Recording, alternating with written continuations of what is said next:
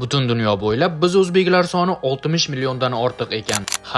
Ayni chet eldagi o'zbeklar soni yildan yilga ortmoqda. Etnik o'zbeklar eng ko'p yashovchi davlatlar tabiiyki qardosh va qo'shni davlatlarimizdir. Lekin so'nggi paytlarda olis Yevropa, Amerika va Osiyo qit'asining boshqa davlatlarida o'zbeklar soni ham yildan yilga ortmoqda. Ayniqsa men ishlayotgan Janubiy Koreyada ham o'zbeklar soni 100 mingtaga yaqinlashibdi. Musofirchilikda tabiiyki yurtimizning milliy yeguliklarini tez-tez yegimiz keladi. Bu muammoni hal qilib O'zbekistondan Koreyaga, Koreyadan esa O'zbekistonga turli yuklar, hujjatlar yoki sovg'alarni qisqa muddat ichida yetkazib berayotgan Boyota Cargo xizmati mavjud. Chorshanba kuni O'zbekistondan berilgan yuklarim juma kuni, ya'ni 2 kun ichida Koreyadagi uyimga yetib keldi. Boyota Cargo ayniqsa qiymatli yuk va muhim sovg'alarni ishonchli, tez va arzon narxlarda yetkazib berishgani uchun ular xizmatidan 2019-yil Koreyaga kelganimdan beri foydalanaman. Sizlar ham Boyota Cargodan foydalanmoqchi bo'lsangiz, ularga bemalol telefon qilishingiz yoki ijtimoiy tarmoqlar orqali murojaat qilishingiz mumkin.